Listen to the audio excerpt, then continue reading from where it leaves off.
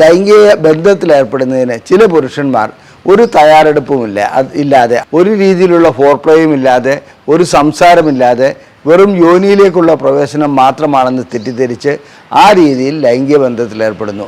Verbal foreplay ആവശ്യമാണ്, അതുപോലെ തന്നെ നോൺ സെക്ഷൽ ടച്ച് ആവശ്യമാണ്, സെക്ഷൽ ടച്ച് ആവശ്യമാണ്.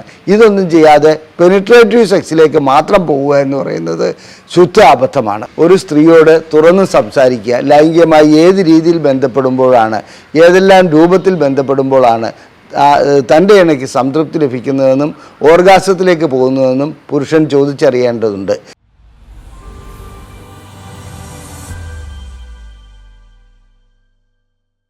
ഞാൻ ഡോക്ടർ അജയൻ വർഗീസ്, കോഴിക്കോട് ജില്ലയിൽ കുന്നമംഗലം പന്തീർപ്പാടത്തുള്ള institute of sexual and reproductive medicine എന്ന സ്ഥാപനത്തിൻ്റെ ഡയറക്ടറാണ്.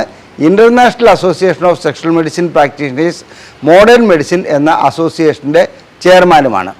ഇന്ന് ഞാൻ നിങ്ങളോട് സംസാരിക്കുവാൻ പോകുന്നത് കിടപ്പറയിൽ പുരുഷന്മാർ കാട്ടിക്കൂട്ടുന്ന അബദ്ധങ്ങളെക്കുറിച്ചാണ്, അഥവാ അവർക്ക് പറ്റുന്ന തെറ്റുകളെക്കുറിച്ചാണ്. ഓരോന്നോരോന്നായി നമുക്കതൊന്ന് പരിശോധിക്കാം. ആദ്യം ഒരു എക്സ്പീരിയൻസ് സർട്ടിഫിക്കറ്റ് പ്രദർശിപ്പിക്കുക എന്ന ഒരവസ്ഥയാണ്. അതായത് വിവാഹം കഴിഞ്ഞ ആദ്യ രാത്രിയിൽ തന്നെ പുരുഷൻ തൻ്റെ കഴിവുകളെക്കുറിച്ച്, അതായത് ലൈംഗികമായ കഴിവുകളെക്കുറിച്ച് ഭാര്യയോട് സംസാരിക്കുക. ഇതിന് ഒരു ഉദാഹരണമുണ്ട്. ഞങ്ങളുടെ ക്ലിനിക്കിൽ വന്ന ഒരു വ്യക്തിയുടെ കാര്യമാണ്. ആ വ്യക്തി താൻ ലൈംഗിക ബന്ധത്തിൽ ഏർപ്പെട്ടിട്ടുള്ള ഓരോ സ്ത്രീകളും അവർക്ക് ലഭിച്ച അനുഭൂതിയെക്കുറിച്ചും അവർ ഇദ്ദേഹത്തെ പ്രശംസിച്ചതിനെക്കുറിച്ചുമെല്ലാം തൻ്റെ ഭാര്യയോട് ആദ്യ രാത്രിയിൽ തന്നെ പറയുകയുണ്ടായി. അദ്ദേഹം വിദേശത്തായിരുന്നു ജോലി ചെയ്തിരുന്നത്, ദുബായിലോ മറ്റോ ആണെന്ന് തോന്നുന്നു. അവിടെ നിന്ന് ഇന്തോനേഷ്യ, ഫിലിപ്പീൻസ് അങ്ങനെ ഒട്ടനവധി സ്ത്രീകളുമായി ലൈംഗിക ബന്ധത്തിൽ ഏർപ്പെട്ടിട്ടുണ്ടത്രേ. അവരെല്ലാം അദ്ദേഹത്തെ പ്രശംസിച്ച് നല്ല ലൈംഗിക അതായത് ബന്ധത്തിലേർപ്പെടാൻ കഴിവുള്ള വ്യക്തിയാണെന്ന് അവർ സർട്ടിഫിക്കറ്റ് കൊടുത്തിട്ടുണ്ട്. ഈ സർട്ടിഫിക്കറ്റ്, അതായത് പ്രിൻ്റ് ചെയ്ത സർട്ടിഫിക്കറ്റ് അല്ല, ഈ സർട്ടിഫിക്കറ്റ് ആദ്യ രാത്രിയിൽ തന്നെ ഭാര്യയുടെ മുമ്പിൽ പ്രദർശിപ്പിക്കുക എന്ന് പറയുന്നത് ആദ്യത്തെ ആനമണ്ടത്തരമാണ്. ഒരു കാരണവശാലും ഇത്തരം ഒരു അനുഭവം ഉണ്ടെങ്കിൽ പോലും അത് ഭാര്യയോട് ഈ രീതിയിൽ തുറന്നു പറയേണ്ട ഒരു കാര്യമല്ല. ഭാര്യയുടെ ലൈംഗിക വീഴ്ച, പോരായ്മകളെക്കുറിച്ച് അദ്ദേഹം തുടർച്ചയായി സംസാരിച്ചുകൊണ്ടേയിരുന്നു. അവസാനം ഇത് വിവാഹമോചനത്തിൽ എത്തിപ്പെടുകയാണ് ഉണ്ടായത്. ഒരു രീതിയിലും ആ സ്ത്രീക്ക് സഹിക്കാൻ കഴിയുന്നതിനേക്കാളും കൂടുതൽ അപമാനവും അപകർഷതാബോധവും സൃഷ്ടിക്കുക മാത്രമല്ല ഭർത്താവിനോടൊരു രീതിയിലുള്ള പക ഉണ്ടാകുന്ന രീതിയിലുള്ള പ്രവർത്തനമാണ് അദ്ദേഹം ചെയ്തത്. അതുകൊണ്ട് തന്നെ അവർക്ക് ലൈംഗികമായിട്ടൊരു താല്പര്യവുമില്ലാത്ത അവസ്ഥയിലേക്ക് പോകാറുണ്ട്. ഇനി രണ്ടാമതായി, ലൈംഗിക ബന്ധത്തിലേർപ്പെടുന്നതിന് ചില പുരുഷന്മാർ ഒരു തയ്യാറെടുപ്പുമില്ലാതെ ഒരു രീതിയിലുള്ള ഫോർപ്ലേയും ഇല്ലാതെ ഒരു സംസാരമില്ലാതെ വെറും യോനിയിലേക്കുള്ള പ്രവേശനം മാത്രമാണെന്ന് തെറ്റിദ്ധരിച്ച് ആ രീതിയിൽ ലൈംഗിക ബന്ധത്തിലേർപ്പെടുന്നു. ഇത് സ്ത്രീകളെ സംബന്ധിച്ചിടത്തോളം അരോചകമാണ്. അവർക്കതുകൊണ്ട് വേദനയല്ലാതെ അല്ലെങ്കിൽ മറ്റൊരു തരത്തിൽ പറഞ്ഞാൽ ഒരു രീതിയിലുള്ള രതിമൂർച്ചയോ അല്ലെങ്കിൽ അനുഭൂതിയോ അവർക്കുണ്ടാകുന്ന ഒരവസ്ഥ സൃഷ്ടിക്കപ്പെടുന്നില്ല. ശരിക്കും ലൈംഗിക ബന്ധത്തിലേർപ്പെടുമ്പോൾ ഫോർപ്ലേ ആവശ്യമാണ്. ഫോർപ്ലേക്ക് ശേഷമാണ് ശരിക്കും ലൈംഗിക ബന്ധത്തിലേക്ക് പോകാവുള്ളൂ. ഇനി ചില പുരുഷന്മാർ കാര്യമായി ഫോർപ്ലേ ഒക്കെ ചെയ്യും. അത് സെക്ഷൽ ഫോർപ്ലേ മാത്രമാണ്. സെക്ഷൽ ഫോർപ്ലേ എന്ന് പറയുമ്പോൾ സ്ഥലങ്ങളിലും യോനിയിലും ക്ലൈറ്റോറിസിലും ഒക്കെ സ്റ്റിമുലേറ്റ് ചെയ്യും. അതിനു മുമ്പ് തന്നെ വേറെ രീതിയിലുള്ള, അതായത് നോൺ സെക്ഷൽ ഏരിയ, അതായത് തല, പിന്നെ കക്ഷങ്ങൾ, പിന്നെ പുക്കിളിന് ചുറ്റുമുള്ള ഭാഗങ്ങൾ, അതുപോലെ ശരീരത്തിൻ്റെ ഏത് ഭാഗവുമായ കൈവിരലുകൾ, പിന്നെ കാലിൻ്റെ വിരലുകൾ, ഈ രീതിയിലുള്ള ഒട്ടനവധി ഭാഗങ്ങൾ സ്റ്റിമുലേറ്റ് ചെയ്യേണ്ടതുണ്ട്. അങ്ങനെ സ്റ്റിമുലേറ്റ് ചെയ്യുന്നതിനാണ് ഒരു കണക്കിൽ പറഞ്ഞാൽ ആദ്യം പ്രസക്തി നൽകേണ്ടത്. അങ്ങനെ സ്റ്റിമുലേറ്റ് ചെയ്യുന്നതിന് മുമ്പ് തന്നെ ചെയ്യേണ്ട മറ്റൊരു കാര്യമുണ്ട്, വെർബൽ ഫോർപ്ലേ. അതായത് അവരുമായിട്ട് സംസാരിക്കുക, ഭാര്യയുമായി സംസാരിക്കുക, നല്ല നല്ല കാര്യങ്ങൾ പറയുക. ചില വ്യക്തികളുണ്ട് രാവിലെ ഓഫീസിൽ പോകുന്നതിന് മുമ്പ് ഭാര്യയുമായിട്ട് ലഹള തുടങ്ങും. എന്തെങ്കിലും കാര്യത്തിന് കുറ്റം പറഞ്ഞുകൊണ്ടേയിരിക്കും. അവസാനം രാത്രി 10 മണി കഴിഞ്ഞിട്ട് ലൈംഗിക ബന്ധത്തിൽ ഏർപ്പെടാൻ വേണ്ടി ആവശ്യപ്പെടും. ഇങ്ങനെ ലൈംഗിക ബന്ധത്തിൽ ഏർപ്പെടാൻ ആവശ്യപ്പെടുമ്പോൾ സാധാരണഗതിയിൽ സംഭവിക്കുന്നത് ആ സ്ത്രീയെ സംബന്ധിച്ചിടത്തോളം ഒരു രീതിയിലുള്ള ലൈംഗിക ഉണർവും ഉണ്ടാകുകയില്ല എന്നുള്ളതാണ്. തുടക്കം മുതൽ വെർബൽ ഫോർപ്ലേ ആവശ്യമാണ്. അതായത് രാവിലെ പോകുന്നതിന് മുമ്പ് തന്നെ അവരോട് നല്ല രീതിയിൽ സംസാരിക്കുക, നല്ല കാര്യങ്ങൾ സംസാരിക്കുക. പറ്റുമെങ്കിൽ ഒരു ചുംബനവും കൊടുത്ത് ഓഫീസിൽ പോയിട്ട് തിരിച്ചു വരികയാണെങ്കിൽ അവരെ സംബന്ധിച്ചിടത്തോളം, സ്ത്രീയെ സംബന്ധിച്ചിടത്തോളം ലൈംഗികമായി ബന്ധപ്പെടാനുള്ള ആഗ്രഹം അല്ലെങ്കിൽ ഉണർവ് വളരെയധികം കൂടുതലായിരിക്കും. അതാണ് ചെയ്യേണ്ടത്. അപ്പോൾ നാം ഇപ്പോൾ മനസ്സിലാക്കിയത് വെർബൽ ഫോർപ്ലേ ആവശ്യമാണ്, അതുപോലെ തന്നെ നോൺ സെക്ഷൽ ടച്ച് ആവശ്യമാണ്, സെക്ഷൽ ടച്ച് ആവശ്യമാണ്. ഇതൊന്നും ചെയ്യാതെ പെനിട്രേറ്റീവ് സെക്സിലേക്ക് മാത്രം പോവുക എന്ന് പറയുന്നത് ശുദ്ധ അബദ്ധമാണ്. ഇനി ലൈംഗികമായ കാര്യങ്ങളിൽ സ്ത്രീയെ സംബന്ധിച്ചിടത്തോളം അവർക്ക് അവരുടേതായ ആഗ്രഹങ്ങളുണ്ടാവും, അവരുടേതായ ഓറിയൻറ്റേഷൻ ഉണ്ടാവും, അവരുടേതായ ചില പൊസിഷനുകൾ, അവർക്ക് സംതൃപ്തി ലഭിക്കുന്ന ചില പൊസിഷനുകൾ ഉണ്ടാവും. ഇതൊന്നും ചോദിച്ചറിയാതെ അവരോട് കാര്യങ്ങളൊന്നും തിരക്കാതെ തനിക്ക് ഇഷ്ടപ്പെട്ട രീതിയിൽ മാത്രം ലൈംഗിക ബന്ധത്തിൽ ഏർപ്പെടുന്ന ചില പുരുഷന്മാരുണ്ട്. ഇത് ആ സ്ത്രീയെ സംബന്ധിച്ചിടത്തോളം അല്ലെങ്കിൽ തൻ്റെ ഇണയെ സംബന്ധിച്ചിടത്തോളം അരോചകമാണെന്ന് അവർ മനസ്സിലാക്കുന്നില്ല.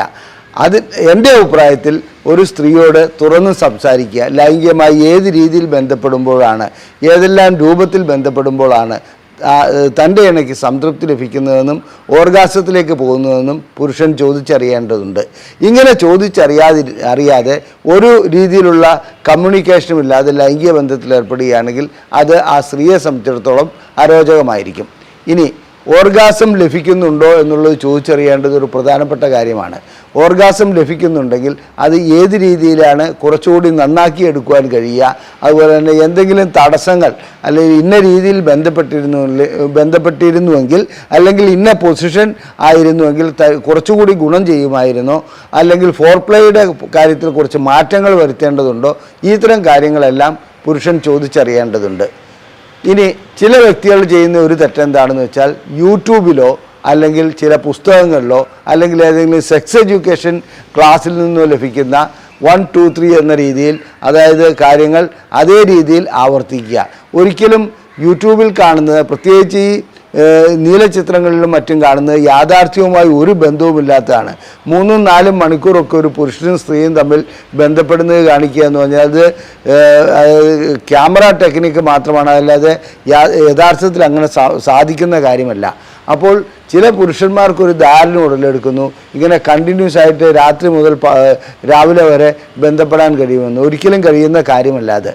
അപ്പോൾ ഇൻ്റർനെറ്റിൽ നിന്നും യൂട്യൂബിൽ നിന്നും നീലചിത്രങ്ങളിൽ ലഭിക്കുന്ന ഇത്തരം വിവരം കെട്ട അറിവുകൾ ഇവിടെ പ്രാവർത്തികമാക്കാതിരിക്കുക എന്നുള്ളതാണ് അതിനകത്ത് വേണ്ട ഒരു കാര്യം. അത് വളരെ ശ്രദ്ധിക്കേണ്ട കാര്യമുണ്ട്.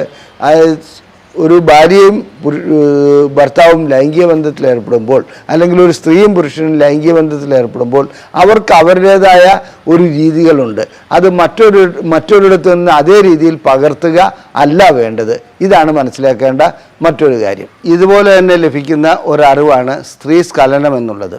അതായത് സാധാരണഗതിയിൽ സ്ത്രീ സ്ഖലനം എല്ലാ സ്ത്രീകളിലും ഉണ്ടായിക്കൊള്ളണമെന്നില്ല. സ്ഖലനം ഉണ്ടാകുന്നത് സ്ത്രീയുടെ മൂത്രക്കുഴലിൽ നിന്നാണ്. അതായത് രതിമൂർച്ച പരിപൂർണമായി ലഭിക്കുന്ന അവസ്ഥയിൽ ചില സ്ത്രീകളുടെ മൂത്രക്കുഴലിൽ നിന്ന് ഒരു തരത്തിലുള്ള ദ്രാവകം പുറത്തേക്ക് വരുന്നുണ്ട്.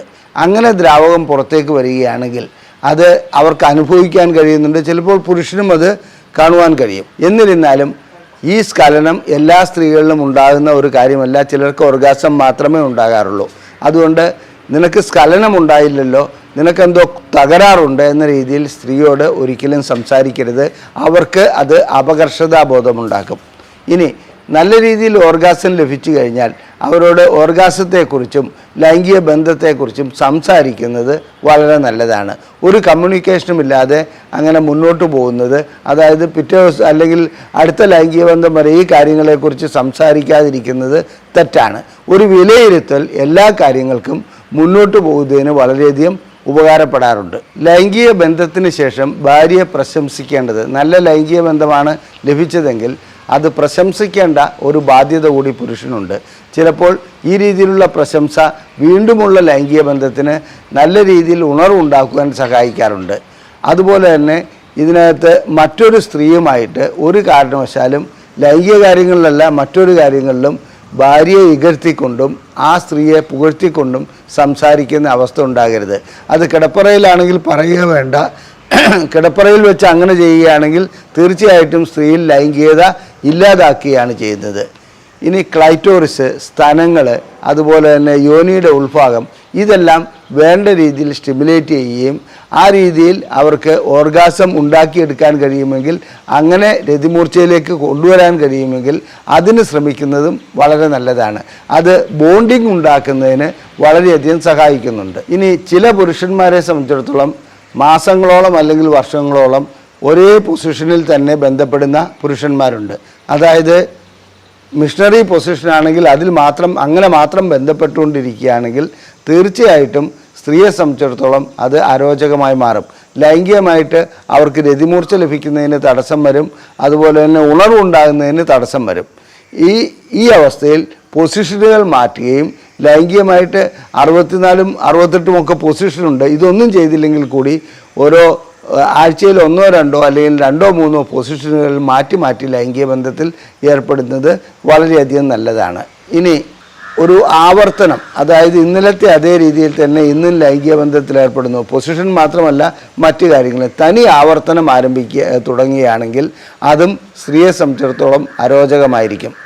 ഇനി നീലചിത്രങ്ങൾ കണ്ടുകൊണ്ടുള്ള ലൈംഗിക ബന്ധത്തിൽ ഏർപ്പെടൽ, തുടക്കത്തിൽ അത് വളരെയധികം ആനന്ദകരമായിട്ടും മറ്റും തോന്നാമെങ്കിൽ കൂടി ചിലപ്പോൾ ആ രീതിയിലുള്ള നീലചിത്രങ്ങൾ കണ്ടുകൊണ്ടുള്ള ലൈംഗിക ബന്ധത്തിൽ ഏർപ്പെടുന്നത് കാലക്രമേണ രണ്ടു കൂട്ടരിലും ലൈംഗികമായിട്ടുള്ള ശേഷി ഇല്ലാതാക്കുന്ന ഒരവസ്ഥയിലേക്ക് വരാറുണ്ട്, ലൈംഗികമായിട്ടുള്ള താല്പര്യമില്ലാതാക്കുന്ന ഒരവസ്ഥയിലേക്ക് വരാറുണ്ട്.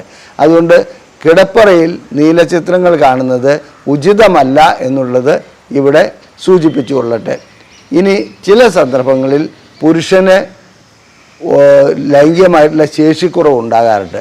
അതായത് ചിലപ്പോൾ ചെറുപ്പക്കാരിൽ പോലും അത് കണ്ടുവരുന്നുണ്ട്, പ്രായമായവരിൽ പറയുകയും വേണ്ട. അങ്ങനെ ലൈംഗികമായിട്ടുള്ള ശേഷിക്കുറവ് കാണുകയാണെങ്കിൽ, അതായത് ശീഘ്രസ്ഖലനമോ അല്ലെങ്കിൽ ലൈംഗികമായി അതായത് ലിംഗം ഉദ്ധരിക്കാത്ത അവസ്ഥയോ മറ്റോ ഉണ്ടാകുകയാണെങ്കിൽ തീർച്ചയായിട്ടും അതിനുള്ള ചികിത്സ ചെയ്യുവാൻ തയ്യാറാകണം. അങ്ങനെ ചികിത്സ ചെയ്യാതെ വീണ്ടും ഭാര്യയെ സമീപിക്കുകയാണെങ്കിൽ അവർക്ക് അത് ബുദ്ധിമുട്ടുണ്ടാക്കുമെന്നുള്ളത് മാത്രമല്ല, ഇത് ഒരു കലഹത്തിലേക്ക് പോകുവാനുള്ള സാധ്യതയും കൂടുതലാണ്. ഇനി പുരുഷനെ സംബന്ധിച്ചിടത്തോളം കണക്കിലെടുക്കാത്ത ഒരു കാര്യമാണ് ആഫ്റ്റർ പ്ലേ. പുരുഷന് ആഫ്റ്റർ പ്ലേയുടെ ആവശ്യം സാധാരണഗതിയിലില്ല. തനിക്ക് രതിമൂർച്ച ലഭിക്കുന്നതോടുകൂടി അല്ലെങ്കിൽ ശുക്ലവിസർജനത്തോടുകൂടി അവരുടെ ലൈംഗികത അവസാനിക്കുന്നു. എന്നാൽ സ്ത്രീയുടെ ലൈംഗികത അങ്ങനെ അവസാനിക്കുന്നില്ല, അവർക്ക് ആഫ്റ്റർ പ്ലേ ആവശ്യമാണ്. അതായത് അവർക്ക് ഓർഗാസം ലഭിച്ചതിന് ശേഷം അവർക്ക് അവരുടെ സ്ഥലങ്ങളിലും മറ്റ് ശരീരത്തിൻ്റെ മറ്റു ഭാഗങ്ങളിലും ചെറുതായി തലോടി കൊടുക്കുന്നത് അവരെ സംബന്ധിച്ചിടത്തോളം ആ രതിമൂർച്ചയുടെ ഒരു ഭാഗം തന്നെയായി, തുടർന്നുള്ള ഒരു ഭാഗം തന്നെയായി കണക്കിലെടുക്കാൻ കഴിയും. ഇതിന് ആഫ്റ്റർ പ്ലേ എന്നാണ് പറയുന്നത്. ഫോർ പ്ലേ എന്ന് പറയുന്നത് നമ്മൾ ലൈംഗിക ബന്ധത്തിന് മുമ്പ് ചെയ്യുന്ന കാര്യങ്ങളാണ്. ആഫ്റ്റർ പ്ലേ എന്നാൽ ലൈംഗിക ബന്ധം കഴിഞ്ഞതിന് ശേഷം പുരുഷൻ സ്ത്രീക്ക് ചെയ്തു കൊടുക്കുന്ന കാര്യങ്ങളാണ് ആഫ്റ്റർ പ്ലേ. ഈ ആഫ്റ്റർ പ്ലേ ചെയ്യുന്ന ദമ്പതികളെ സംബന്ധിച്ചിടത്തോളം നല്ല ബോണ്ടിങ് ഉണ്ടാകാറുണ്ട്.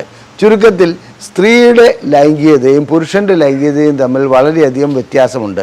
അതുകൊണ്ട് സ്ത്രീയുടെ ലൈംഗികതയ്ക്ക് ഉതകുന്ന രീതിയിൽ പുരുഷൻ ലൈംഗികമായി ബന്ധപ്പെടുകയും അവരെ ഇൻസൾട്ട് ചെയ്യുന്ന അല്ലെങ്കിൽ അപമാനിക്കുന്ന രീതിയിൽ കാര്യങ്ങൾ കൊണ്ടുപോകാതിരിക്കുകയുമാണ് വേണ്ടത്.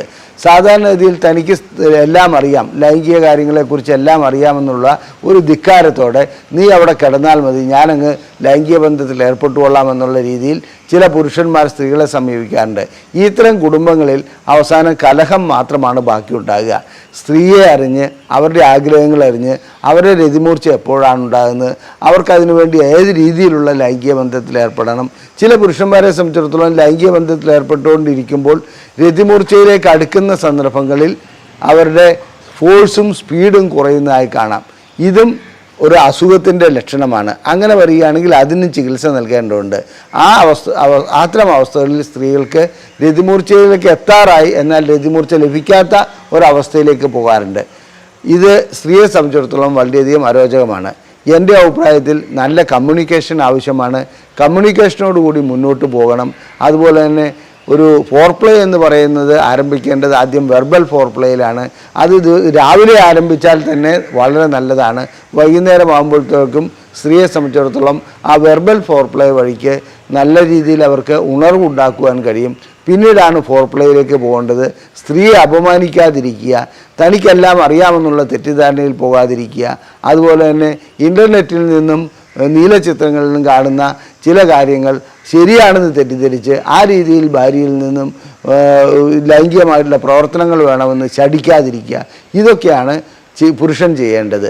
മാത്രമല്ല, ഒരു പുരുഷനെ സംബന്ധിച്ചിടത്തോളം ആ അവൻ്റെ സ്ത്രീയുടെ ലൈംഗിക കാര്യങ്ങളിൽ ശരിയായ അറിവുണ്ടാകുക എന്നുള്ളതാണ് ഏറ്റവും ആദ്യം വേണ്ടത്. ലൈംഗിക പ്രശ്നങ്ങളെക്കുറിച്ച് നിങ്ങൾക്ക് എന്തെങ്കിലും സംശയമുണ്ടെങ്കിൽ, അത് രോഗമാവട്ടെ മറ്റു കാര്യങ്ങളാവട്ടെ, ഞങ്ങൾ പ്രസിദ്ധീകരിക്കുന്ന ബുക്ക്ലെറ്റുകൾ ഞങ്ങൾ സൗജന്യമായി നിങ്ങൾക്ക് അയച്ചു നൽകുന്നതാണ്. ISRM എന്ന് ഇവിടെ കാണിച്ചിരിക്കുന്ന നമ്പറിൽ ടൈപ്പ് ചെയ്ത് ഞങ്ങൾക്ക് അയയ്ക്കുക, വാട്സപ്പ് വഴി അയയ്ക്കുക. ഞങ്ങൾ തീർച്ചയായും നിങ്ങൾക്ക് ഞങ്ങളുടെ ബുക്ക്ലെറ്റുകൾ സൗജന്യമായി അയക്കുന്നതാണ്. സ്ത്രീക്കാകട്ടെ പുരുഷനാകട്ടെ ലൈംഗികമായിട്ടുള്ള എല്ലാ പ്രശ്നങ്ങൾക്കും രോഗങ്ങൾക്കും ISRMൽ ചികിത്സ നൽകുന്നുണ്ട്. അത്തരം ചികിത്സ ആവശ്യമുള്ളവർക്കും ഈ നമ്പറിൽ വിളിച്ച് ബുക്ക് ചെയ്യാവുന്നതാണ്. ഞങ്ങളുടെ ഈ വീഡിയോ ഇഷ്ടപ്പെട്ടുവെങ്കിൽ നിങ്ങളത് നിങ്ങളുടെ സുഹൃത്തുക്കൾക്ക് ഷെയർ ചെയ്യുക. നിങ്ങളുടെ അഭിപ്രായങ്ങൾ കമൻറ്റ് ബോക്സിൽ രേഖപ്പെടുത്തുക. ദയവായി ഈ വീഡിയോ ലൈക്ക് ചെയ്യുക. നന്ദി, നമസ്കാരം.